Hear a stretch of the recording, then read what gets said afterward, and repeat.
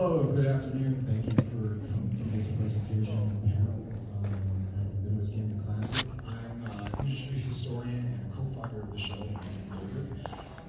Thank you all of you for attending in general and this. Today we're going to be talking with David Rodriguez from Blizzard, currently assistant creative director. That's correct. And Scott Adams, often referred to as the father of adventure gaming.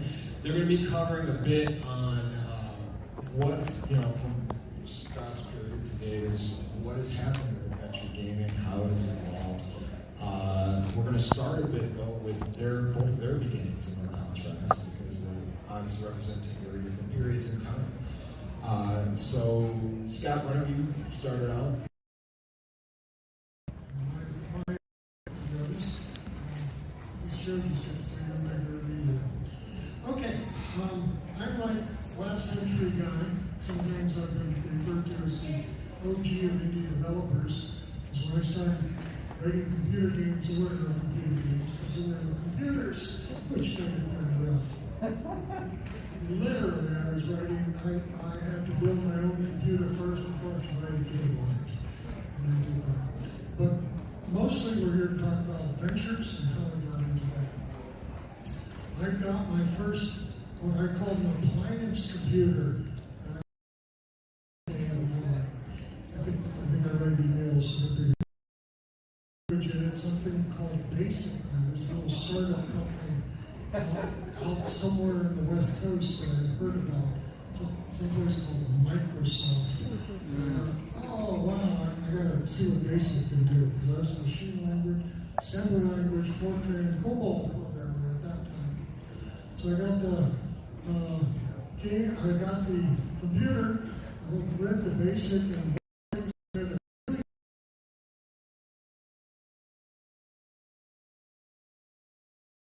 write a game that did something with English. And about the same time, I was working at Stromberg Carlson, and I was a programmer for one of the first digital central offices for telephones. Anyway, the IT department got a copy of Colossal Caves, the very first original adventure games out in the woods. Found out about it, got permission to play it, came in every morning before work, spent every night after work for about a week until I beat it. And I thought about it. This is a kind of text-based game. I'd like to do something like that on my radio show. I even mentioned it to one of my friends at work. They had a laugh. They just laughed at me and said, "Your toy computer cannot run this program. It's gigantic. It's running on mainframe." And my thought was, I'm not going to write this. I wrote the language to read the language as I went along. And that's how eventually I was born.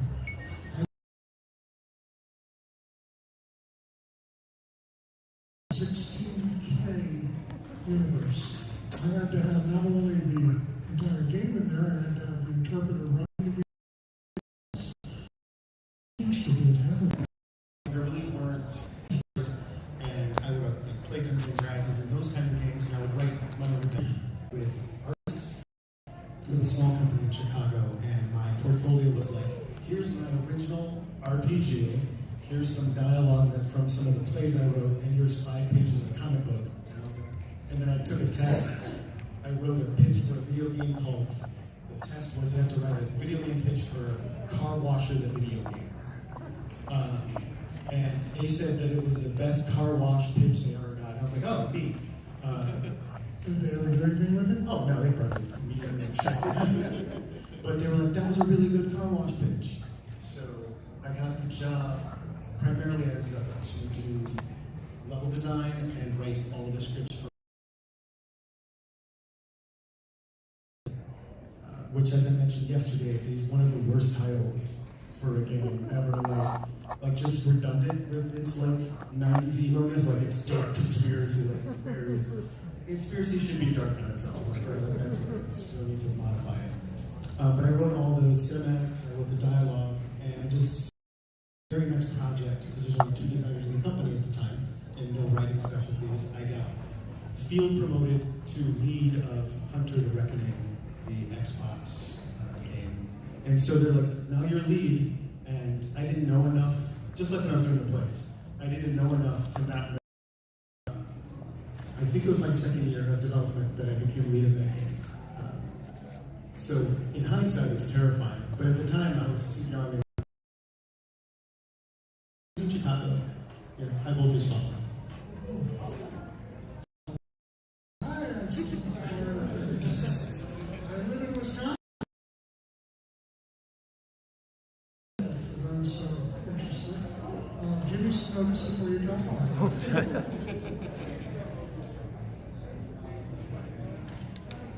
So, interesting point. I mean, when you started, you basically had a team of one.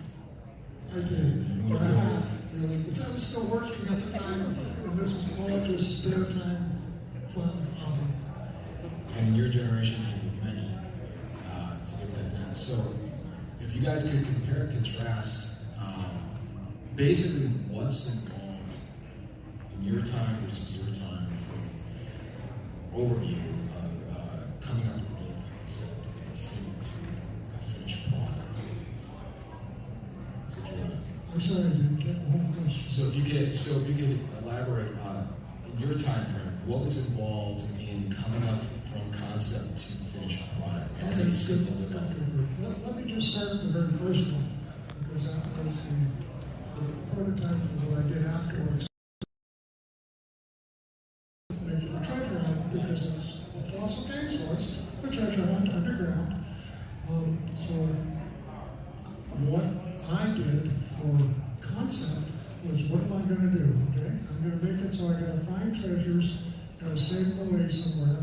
Okay, so that I've got a goal. How many treasures am I going to do? I don't know. Let's just see where this goes. I literally developed it organically, where I would build a room. I'm in a forest. Okay, a forest. I need to put some items in the room. What goes in the forest? Oh, I got it. Trees. Okay. Great. I got forest. I got trees. Colossal Games had already put in the concept that you could go in directions to make a room, north, south, east, and west. So I put directions to my room, north, south, east, and west. Okay, where are they going to take you? I don't know if anyone's ever played Adventureland. How many people have played? You got at least one player. Two. It was kind of unfair to the player, I see in retrospect, but it was just a shortcut for me. What I did for that very first room is I connected north out of the forest to the forest, right back to itself, west out of the forest, right back to the forest, south, right back to the forest. The only way out of the forest was you had to go east. West. And my playtesters would just wander around for 10 minutes going, oh, what do I do? I'm stuck in this forest. Go east. Okay, so what do I do next? I don't want to tell them what to do. I've got to come up with something different. I got trees. What can we do with trees? One of my playtesters tried to climb the tree, and it was to me a light bulb went on. Of course, let them manipulate objects, do things with them. So they climbed up the tree. At the top of the tree, found a spider web. And if you got where you could look at items, if they look closely at the web, it said it had writing on it. Imagine that, a literate spider. So it's a magic land, what can I say? And so you read the web, and it would say, I'm at the top of a tree to the east of Seal Meadow beyond Meadow Lake. So I gave them the clue where to go. The spider comes later, different tree, sorry, same game, wrong tree. Anyway, I built the game slowly but surely. I kept adding rooms, I added in treasures, the player got to score them, until eventually I decided to stop. Why did I decide to stop? I ran out of memory. 16K had to hold the entire adventure. On the average, people that played, do you remember how long it was it took you to play eventually? Does anyone? A couple of hours? 2 hours? I've had people play it for a week or two, depending on how much time they put into it and how stuck they got some of the puzzles. I had the hit book. I had the hits. You what? I had the hit book. You had the hint book. Oh, that does make it easier. Anyway, so for me, I had a game. It was done. Now what do I do with it? There was a magazine out at that time called Soft Side. It was a fan magazine. It was not full size. It was like the quarter of the size of a regular magazine, literally the size of a paperback book with not as many pages. And it had a few ads in it, a few articles, and in the very back it had a classified section. And I went, oh, I wonder if I could sell my game back there. And so I did. I listed it for sale, gave a very short blurb on it, and set a price of $14.95, and people started ordering it, which was kind of cool. That was the beginning, the real beginning of Adventure International, and I called it Adventure International inside it, just because it sounded so big. Literally, by the time Adventure International went out of business, we had presence from Japan to Italy. We really were international, but this was in the very early days. And after that, it would take me on the average of a month to 6 weeks to write a new adventure game. Every time I wrote a game, I tried to do something different than I'd done in a previous game. I increased the power of my language to do things. Sales took more. So it was one-man operation until I got to about the third game, and the orders are coming in. I can't make the tapes fast enough because literally we're making them by hand. So I had to hire one of my co-workers' wives, who was a housewife that was available to start helping, and that was my first employee. I'll give a shout out in case she ever sees this. It's Linda Novak. She's still around. But that was the beginning of Adventure International as a commercial success, actually, from the business. A fellow who wanted to buy 25 tapes, and he was from a very far-off land that I had heard about. I'd never been there, because I was a Florida boy, grew up in Florida. He lived in the mythical land of Chicago. And he wanted 25 tapes. And she said, fine, we'll ship them to you. It'll be $25 to $15. And he said, no, I'm a radio. You have to give me a discount. We do? Why? We learned about wholesaling. It was literally the beginning of a crash business course. Never existed because I was by the time Adventure International was at its peak, our best year we did and had around 30 employees. So we did good. We also crashed and burned in the 80s. That's another story entirely. So now, back to you. So again, it's very different now. Even when I started, there was at least 20 to 40 people on a small team of making a game. Getting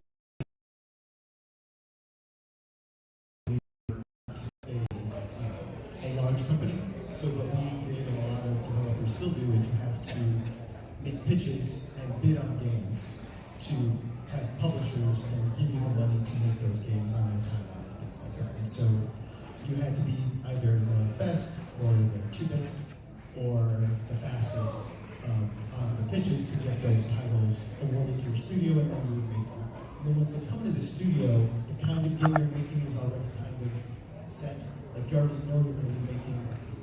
Like when we got the Hunter the Reckoning game, we knew it was going to be like a gauntlet style 4-player beat 'em up game set in the Hunter world. Like that was already done. And so the parts that we get to decide is sort of like that box is shaped for us, and then we get to define all the pieces inside. Further into the industry or larger, that box gets bigger. Like when you work, it has to be about this long, it has to have this many levels, and so a lot of those parameters are set either by previous games, by expectations, by the financial people who are like, in order to charge this much, we need to have this much content, and so on and so forth. And so a lot of those things I don't get to touch. Like, those are not the areas that I affect. One of the other things that is very helpful in game development that we talked about earlier is you have to work with other people a lot.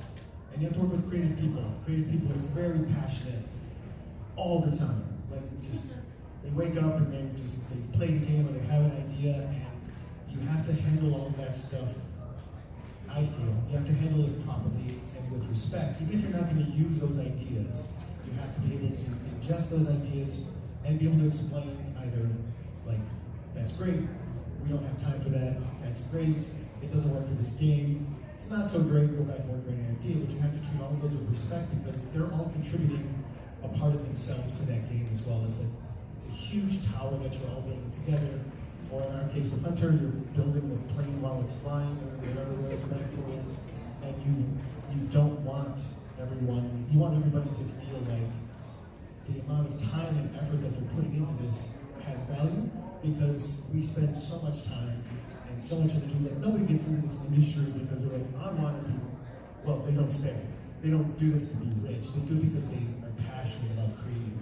And so you have to kind of respect that and take measure going forward. So cross-discipline is the new thing, is challenging, and then inter-studio also. So like you're partnered with other studios, and you are working with them across the country, different time zones, and trying to still maintain that level of collaboration and respect across those things. And so there's different balancing acts with all of those things too. How long did it take to get that game out? Which one? Oh, man, that was way too long ago to remember. I think we did it in 16 months from start to finish, which is a bad plan. I just want everyone to know that. That's a bad idea. I slept in the test. It was way too short. We were putting in. I did spend, like, you hear the stories about people sleeping in their office, and I had one of those chairs that folded out into a single bed. We slept there. So we don't do that anymore. That was unhealthy, by the way. Like, that's not a thing you're supposed to do. But like, you're in your 20s, like, I love games, and you're doing it. So we make sure everybody rests now, and they don't kill themselves. So that's, I think, one of the major differences is just Quite a difference from a 6-week turnaround to a 16-month turnaround. and other games can take, like Skylander games, I think, ran a little longer, 2.5 years, and you get bigger games which have hundreds of employees, not counting like the marketing team and all those other things, that can run up to 4 or 5 years.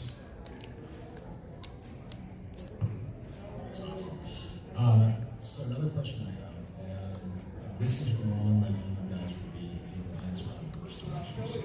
Okay. So, Scott, from where you're sitting in time frame, not just where you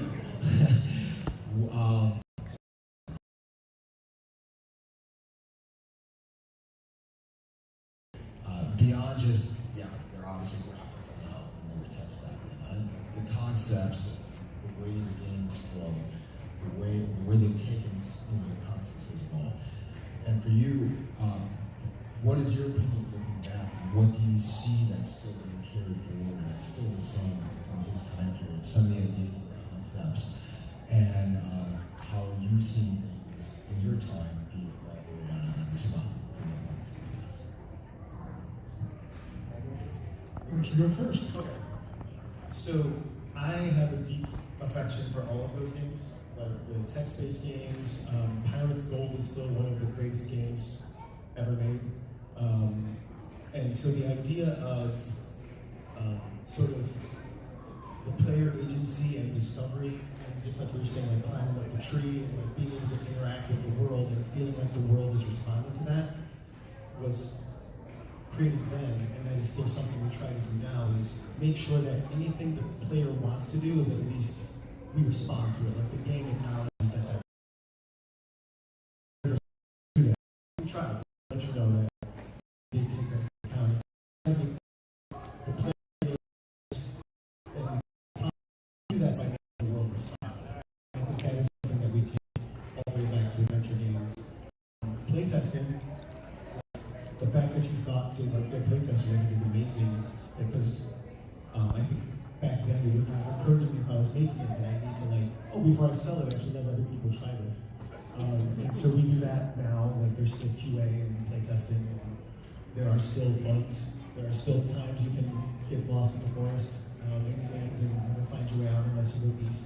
So I think that is still there, but I think a lot of the groundwork that was laid in all of those games is still there in the games that we do now. Like there's still like the graphical fidelity and there's still the cutscenes and all those other things, but I think what they were able to do just with tech is to create an emotional connection with the player, that they cared about what was going to happen next right to the game, and that is something we still try to achieve now when we're making games, is to build an emotional connection so that they care about what they're doing and what is going to happen next.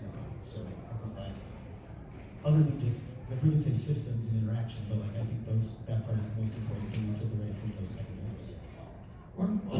One of the challenges I had when I was doing the first game was due to very limited memory.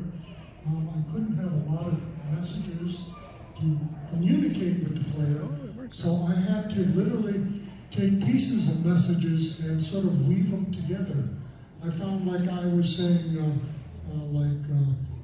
I was a lot, because it was the first person. So I would have a message that was just I was. And then I would change it to something else. I was standing in a field type thing. So piece by piece I was putting things together. There's no compression to do that. We still run out of memory, by the way. That's not good. We're like, oh, we're not out of memory. We have to like truncate things. 3 gigabytes, 10 gigabytes. You can now buy terabyte SanDisks. I mean, this was unreal back at that point. 16K was checking. I remember one of the first computers I built from scratch, and it was a Sphere, S-P-H-E-R-E. Look it up. It was the time of the Altab, but it was the first complete computer that was sold for the home, literally, with keyboard, monitor, and so forth. Anyway, the machine had no graphics. It was a text-only based machine. I invented a graphics card for it. And it was one giant board with 2102s, which are 1K chips. So I had to have chains of them to get the 16K I was shooting for. The problem with the low memory also meant that when I was describing something or doing something with my players, I had to describe things that they were familiar with. I had to use words that were common. I had to use references that were common. And I wasn't trying to connect emotionally as much as I was just trying to get them to understand what the story was. So in the first game, it's kind of hodgepodge, Adventureland. There are lots of places and lots of things, but they really don't tie together, except that they're all fantasy. A few years ago, I brought out a tribute to Adventureland. It's called Adventureland XL. It was for the 40th anniversary of Adventureland. So the XL stood for 40th. It had the entire original game in it. It also stands for extra large because it has the full together. There are, and I tried to have humor in my games. I've heard many things from players. Part of the thing with the original Adventureland game, keep in mind, very short memory space. So I had a vocabulary of words that you can understand, verbs and nouns. 2 words. It was a 2-word game. An action verb and a noun. I want to run north, or I want to take axe, that sort of thing. Okay, well, that takes up storage, all those words. So what I did was I only used the first 3 letters of a word, and they could type anything they wanted. Part of the puzzle on Adventureland is eventually you meet a bear that's on a log, on a chasm. You get past the bear. The player you yell bear. And the bear would reply, the bear is so startled, he falls off the ledge. Originally, I had the bear fall off the ledge, and later you find the dead bear at the bottom of the canyon. I see a grimace, yes, and I got that from my playtesters. Why did I kill the bear? That is so cruel. So later, I changed it. The game evolved. It became a slightly woozy bear at the bottom of the chasm. But it goes further. The humor aspect comes in. So you can yell at the bear, and then other people started screaming at the bear. S-C-R-E-A-M, they would scream. So I put that in as a synonym for yell. But of course I only use S-C-R and Y-E-L, so those are the ways you could startle the bear. And then I get a letter in the mail that just woke me up. And I realized, okay, I can have fun with these things, just see what it goes.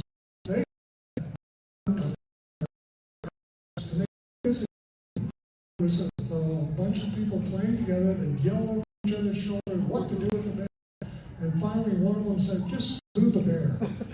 And I typed it in and said, the bear is so startled, he's like, SCR. So humor is another way to connect with the players. Another one I had was a mongoose you find early on in the game. And well, golly, I don't know about you, but growing up as a kid, I remember mongoose were snake killers. And sure enough, later near the very end of the game, you've got a snake that is protecting the treasure that you need to get to. So you drop the mongoose on the ground, and you know what happened? Treasure. Breaks the fourth wall. The comment is, oops, I made a mistake. I guess it wasn't a mongoose. And then you read the scenery, and it says, I'm in a meadow, there is a treasure here, and a dead squirrel. So I tried to keep things tongue-in-cheek, keep them light, and also connect. But it took a while for me to understand that that was the second adventure I wrote. So every time I wrote a game, I tried to learn from the previous games and go from there. So it was definitely an ongoing process and very organic. And once again, I was a developer of one, but I had a deep pocket of local play testers, people who enjoyed playing my games. One of them was Neil Novak. Remember Linda Novak? Well, her husband Neil turned out to be one of my best beta testers. He would take a tall glass of water, sit in front of the game, and just play it to death. And he didn't want any hints. And he would do things, and I'd be madly scribbling away, going, oh, that gives me an idea of something to happen here. And occasionally I would say, well, pretend that they took that and just said this. What would you do? And on he would go, and on I would keep writing. I can't stress playtesting enough, because ultimately, you're really not writing the game for yourself, you're writing the game for the player. If the player isn't enjoying it, then you're not connecting. And I want my games to connect. So that's where I took it. By the way, Adventureland, for those interested, is Adventureland XL is actually on Steam. But all my classic original games are out there on the web. If you want to play them, the original ones are there. Everything except for the ones that I licensed from Marvel. Spider-Man, Hulk. I was actually the very first ones ever to do Marvel characters in computer games, which was kind of unique. I'm still kind of writing games, but sort of semi-retired, but every time I go to a show like this, it's like I'm itching to get back in front of the computer again and do something. I'll give you a little more time. Do you have any interesting stories similar to that?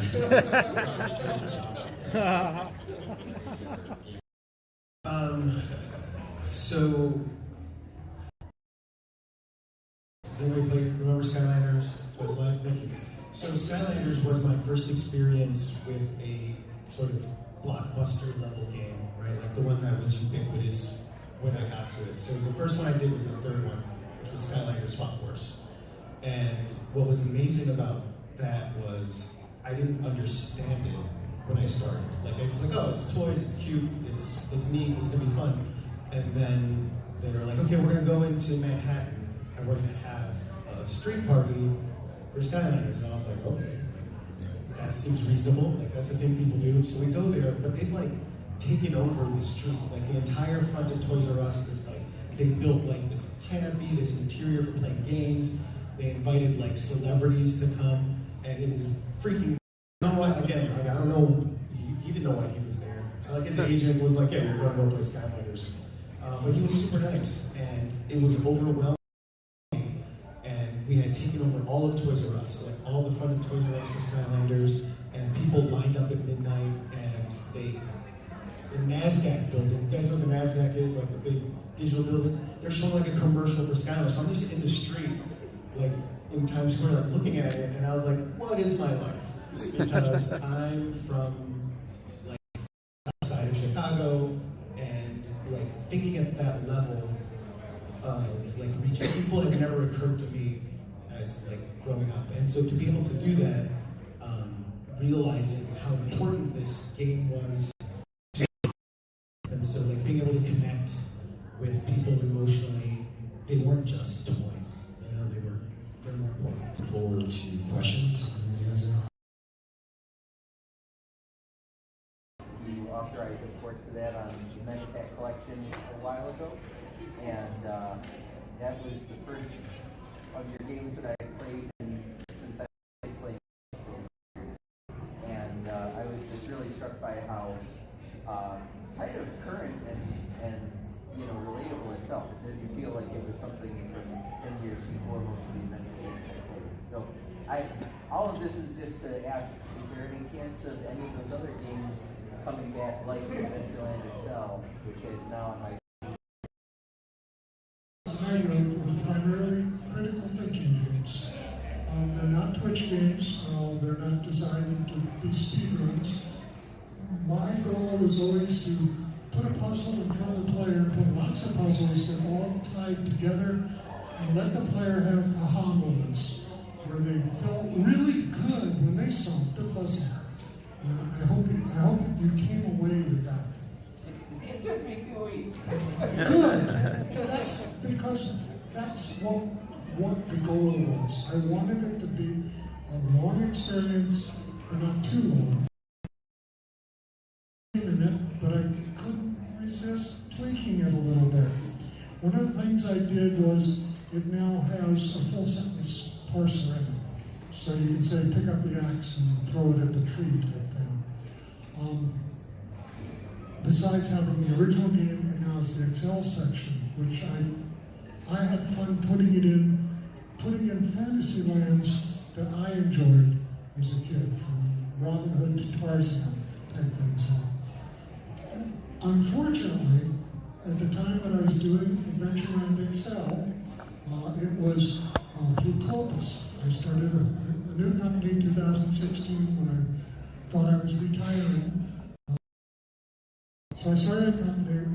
We did a game called Escape the Gloomer, which is also available on Steam. To my mind, it's probably one of the best games I ever wrote. And I didn't do it alone. This was a big team. This was very similar to what David went through. With a large team effort, we had quite a few employees. We had specific writers that what David was doing in the game. It was a lot of fun. It was tied into a known IP. It's the Redwall series.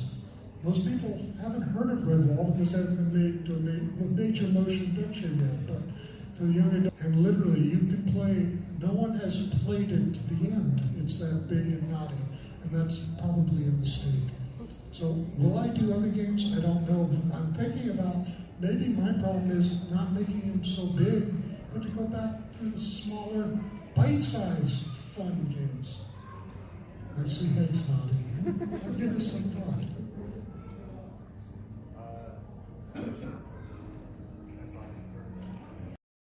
Also been the first person to remake games, because you re-released your text adventures a couple of years later with graphics. First of all, if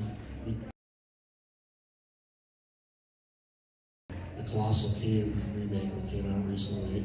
Oh, Ken Roberta's Colossal Cave in 3D, it is incredible. And No, then- never heard of it, yes. Well, that's part one, and then part two is there any like chance like any of these older games can get their hands of newer players? I guess he was asking before, a remade or something like that. Like basically, are they So I think, so my son, for instance, has become a retro gamer. Like he's collecting old systems, he's playing older games, and I think there's a lot of this generation that wants to discover all of those things. So I do think they're going to be found. They want to collect the old machine. Like even up here, if you go upstairs, it's not just the older generation buying those old machines, like the younger ones are rediscovering it, buying them. So I do think there is an opportunity now to play them in their original state and not having to be remade, especially with the easy access now. Like it's much easier to distribute and go on Steam and get all of those things. So I have hope for the generation. I think they're doing great. Adventureland Excel taught me a lesson, and that is even the most simplest project is just going to blow up on you if you have feature creep. For those of you who do try Adventureland Excel, it has a phone home feature that I put into it. I call it ET Phone Home. And it tells you when you read the beginning. After you play a game, if you've got access to the internet, it is going to send me an email that has your full playtest in it. And I have been going through them and looking at how ever finish the game. 8 to 9 players in the game spend an average the games again, but I think they just want to try to recapture playing it for the first time like what you did. That's a different story. You're getting the joy for the very first time. But going back to an older game like that, it doesn't seem to mean as much to people who reliving it. So, and I may be wrong there, I don't know. The other thing I found is it's not financially conducive. For example, Steam takes, I think it's around 30% now of the take. And every quarter I get a nice email from them saying, we're sorry, we don't issue checks unless we get at least $100 worth, to give you an idea. So literally after they take their take, most quarters, matter of fact, 5 out of 6 quarters, there wasn't enough total sales to even write a check for $100. So, and they might be willing to spend $5 or $10 for a simple game, playing it again for the first time from Scott Adams. I don't know. If that's the case, if anybody's interested, email me, tell me. I answer all my emails, by the way. msadams@msadams.com. On the same webpage, www.msadams.msadams.com. Get in touch with me. I'd love to hear from people what they're looking for. Put back together called Final Pilot that I did for another company. Totally different from adventure games. It's a 60-player online battle royale in space that I wrote a team for this company. The company decided it wasn't financially feasible. They retired. They turned the game over to me. And so I'm trying to see, do I make this available again? Is there something I can monetize? I don't know. But it's a strange world, games. It really is. And I appreciate all my players that have enjoyed it. And I appreciate every one of you, because I know you gave me a piece of your life to spend time playing my games. And so I say thank you. All right, we have time for one final question. Yeah, my question's for David. Is there anything in your games that us as players could replay right now and see and be like, that was your personal touch, as far as maybe a line of dialogue or maybe some gameplay feature, something that is your personal touch? Okay, so if you, thank you. So if you play Skylanders, Swap Force, or Superchargers, like I wrote most of those scripts. I also wrote accompanied like most of Ron Mars and I traded off, but like we all plotted it together. So if you read the comic series for Skylanders, that is more closely me, like it's less filtered, right? Because like, if you're writing a game, there's a lot of checks and balances and other things, and I got to write the comics, and I was like, I'm gonna bring back Malifaux. And they're like, yeah, but they wouldn't let him. He wasn't in the game. So we got to do stories within the universe that were a little more emotional and a little more like exploring the character than like the big budget movie version of the game. But in Diablo, I said this at the table a couple of times, I killed most of the people in Diablo. So if you're playing Diablo 4 and like somebody's dying, there's a really good chance it was me. Well, I can say, Yeah, and by the you end of called the Grim Reaper? yes, I felt very like when they gave me the last two assignments, I'm like, this is another death scene. And then they're just so good. I'm like, well, like, okay, cool. Like, if you're gonna compliment me, yes, I will kill another person for you. But I felt like very mean by the end of the game. And there's a video of a specific character who dies in Diablo 4. The streamer just starts crying. And I love that video a lot. And for two reasons, it was just a very honest reaction. And I felt like he was a small character. He was not a large part of the game, but his death was meaningful and to that person. And I was like, oh, that was a really cool moment. And in Skylanders, we killed Glumshanks briefly, and I made children cry. And he sent a recording of that. I'm gonna say, I want to say that made me feel bad, but I'm not gonna lie to you people. You came here for the truth. And the truth is, when that kid was crying because they thought I killed Glumshanks, I was delighted. So I'm sorry to that kid I scarred. So that's, you can check any of those things and you'll see my Grim Reaper touch. So that's all we have time for. I want to I don't know, Third floor.